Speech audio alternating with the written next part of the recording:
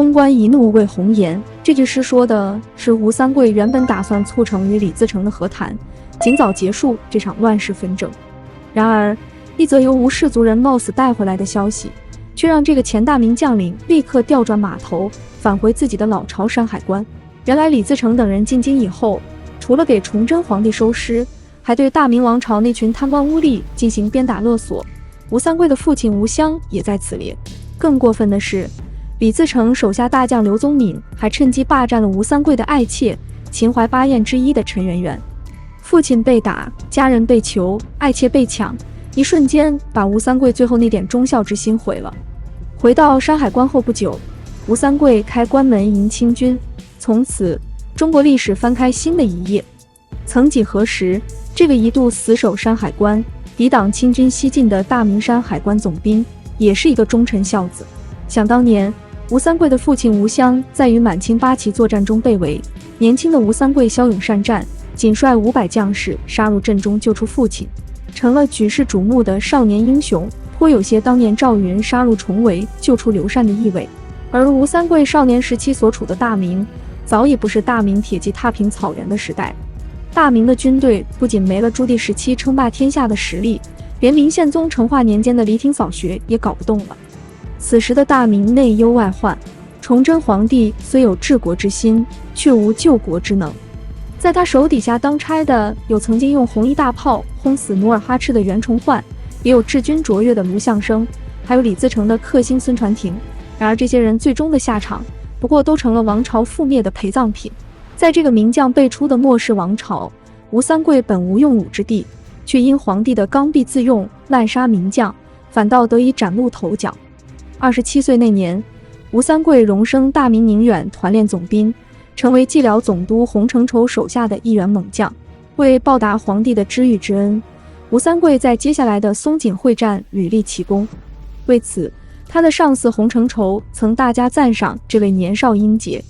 但可笑的是，这个曾被吴三桂的忠心所感动的洪承畴，最终还是投降了曾经的敌手大清。但曾在战场上建立殊功的吴三桂，从此走入崇祯的内心，成了他眼中的最后一根救命稻草。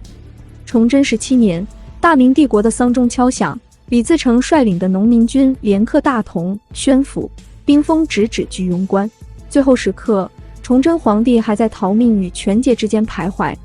直到李自成兵临北京城下，他才如梦初醒，下旨封时任山海关总兵吴三桂为平西伯，令其火速带手下的3万关宁铁骑进京勤王。接到命令的吴三桂，或许下意识也想过忠君救国。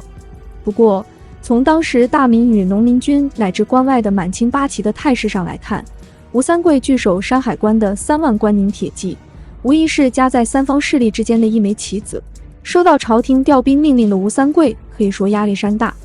作为曾经打哭过皇太极、镇斩过蒙古王子的明末最强部队之一，关宁铁骑也不是想调就能调的。正所谓兵马未动，粮草先行，给到吴三桂的圣旨只有一个空空的平西伯头衔。没钱没粮，哪个士兵愿意拿命去给即将倾覆的王朝陪葬？这意味着一向由朝廷负担的军费开支，一下子转到了吴三桂头上。养一个关宁士兵1年至少得25两银子，除此之外还有各项安置费用，庞大的军费开支，即便吴三桂腰缠万贯也扛不了多久。在李自成军队入京之前，崇祯皇帝曾紧急召见吴三桂的父亲吴襄。吴襄明确跟皇帝表态，要调动关宁铁骑，大概需要朝廷拨给粮饷100万两。虽然吴襄并未夸大和虚报，但崇祯听到这个报价还是惊呆了。他直言自己没钱，要他们看在军人的职责与使命的份上，先干活后拿钱。然而崇祯没等到救命的关宁铁骑。崇祯17年3月19日，闯王李自成率先进入京城，大明帝国随即灭亡。而正在全力督促部队抵进京城勤王救驾的吴三桂对此一无所知。直到次日，吴三桂的部队抵达河北丰润，才听闻皇帝已经生死国灭的消息。吴三桂没有想到，关宁铁骑星夜奔驰，却仍旧赶不上大明江山的坍塌速度。无奈，他只能命令大军调转马头，全速赶回山海关从长计议。至此，吴三桂进入了一生中最纠结、最矛盾的时光。对于吴三桂而言，他更关心的是自己和关宁铁骑该何去何从。毕竟曾经发誓的忠君爱国，说白了都是拿工资混日子的，并没有世人所认为的那么伟大。此刻摆在他面前的路只有2条，要么投靠李自成，要么选择多尔衮。吴三桂明白，投靠李自成自然要比投诚多尔衮来的安全，毕竟他与李自成之间无冤无仇，入关解救北京之围纯属听令行事，更何况面都没碰上，自然也不存在冲突。况且李自成虽说是大明的掘墓人，好歹不是外族，用现在的话说，就是换个老板继续打工，从大义上讲并无违逆。而关外的多尔衮则不同，单从关宁铁骑以往痛击八旗、刺杀多尔衮的战绩上看，投诚关外简直不要太危险了。但就算是投诚闯王，关宁铁骑好歹也是大明正规军，手底下的人还不一定愿意。因此在这段时日里，吴三桂的基本态度就是揣着明白装糊涂。对于吴三桂的小算盘，李自成或许也心领神会。吴三桂前脚掉头返回山海关，李自成后脚就给吴三桂送去4万两白银以及其父吴襄手书的一封信函。面对李自成的劝降，吴三桂很明白，这是能不能成，关键看关宁众将士的决心。据记载，吴三桂召集了军中将领说明情况，由将士们投票决定未来的命运。然而将士们居然异口同声地说，唯吴三桂命令是从。吴三桂的目的终于达到了，他决定亲率关宁铁骑入关面见李自成，共谋大业。不过劝降吴三桂的李自成却不见得是这么想。吴三桂手底下的关宁铁骑对于心怀天下的李自成而言如鲠在喉，可以说李自成招降吴三桂并非看重对方什么，完全只是出于担心关宁铁骑得知自己称帝后在背后下黑手，或直接投降多尔衮，从而使得自己少了胜算。因此进京后的李自成还是按照原计划考虑了所有大明官员，包括吴三桂的父亲吴襄，同时纵容手下抢夺吴三桂的爱妾陈圆圆。对君王可以不忠，但吴三桂却不能对父亲不孝。而身为一个男人，爱妾被人霸占了，不得不说是一种耻辱。因此便有了世间传闻的冲冠一怒为红颜。从更深一层理解，无论是父亲还是自己，都曾是大明王朝的官员。即便李自成今日看在关宁铁骑的震慑力上不会对自己怎样，但难保他日坐稳了天下后不会给自己来个卸磨杀驴。于是倒霉的吴三桂停下了投奔李自成的步伐，再一次带兵折返回山海关。随后义愤填膺的关宁铁骑在农民军毫无准备的情况下偷袭了他们，重新夺回了山海关。面对摇摆不定的吴三桂，李自成决定亲率10万大军，押着吴三桂的父亲及他一直宣誓效忠的大明崇祯皇帝的遗孤，前往山海关问个清楚。而赶跑了农民军的吴三桂，此时心里也很痛苦。他明白自己带兵杀回山海关，必然导致自己与李自成关系破裂，而破裂的结果就是葬送了吴氏家族在北京的一干族人，以及将自己逼到退无可退的边缘。形势紧迫，李自成的大军已经向山海关进发，自知无力抵抗，吴三桂只能求助身边的军师。军师建议情势危急，必须请关外的多尔衮帮个忙，共同消灭李自成，事成之后重谢对方。吴三桂照着军师的意思给多尔衮写了一封信，但他不知道一封求援信是否能打动在关外作弊上官的多尔衮。多年与满清八旗作战，双方有不共戴天的血仇，而曾经的仇人如今行将就戮，多尔衮不伸出援手也在情理之中。不久，多尔衮回了一封信，大致意思说他相当同情大明皇上的遭遇，愿意率军入关平叛。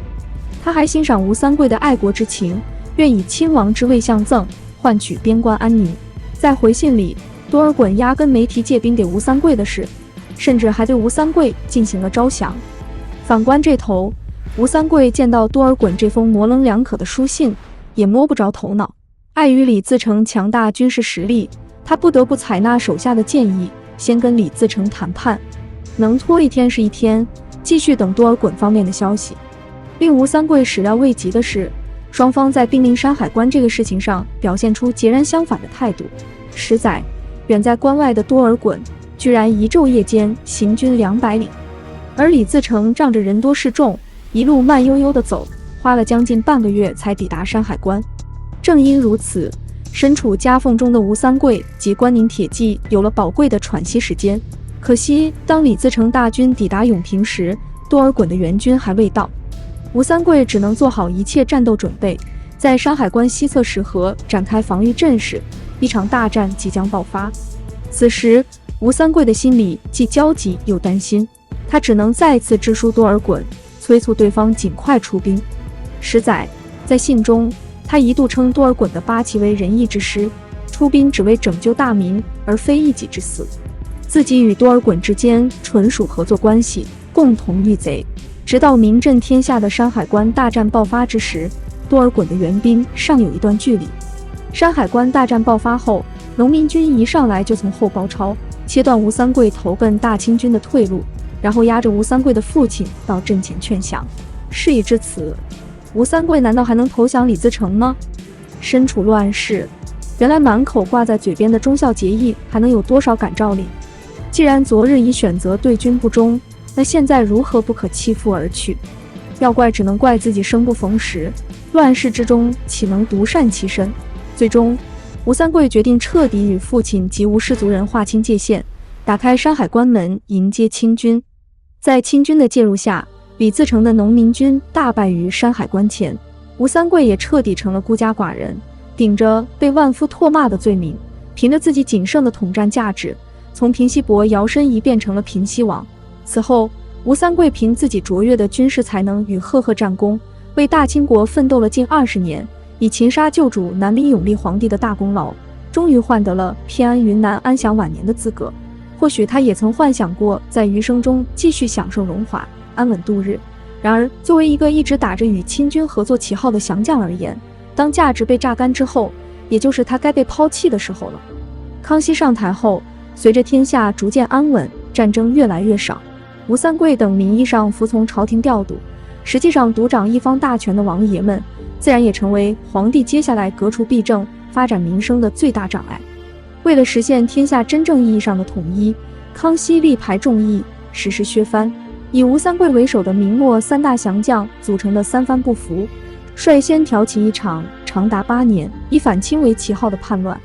或许是曾卖主求荣，又或许是民心思定，三藩之乱尽管声势浩大，最终还是敌不过大清铁骑，以失败收场。康熙17年，数度臣服的吴三桂终于到达了人生巅峰。他在湖南衡阳称帝，改国号周，几个月后病死。纵观吴三桂一生，身处乱世，数次抉择，看起来似乎都是被逼无奈。其实他更多考虑的是自己，利益至上，故最终有如此下场，也怨不得旁人。只是若吴三桂知道自己终将背上千古骂名，利己的他会不会选择与李自成一战，战死全节呢？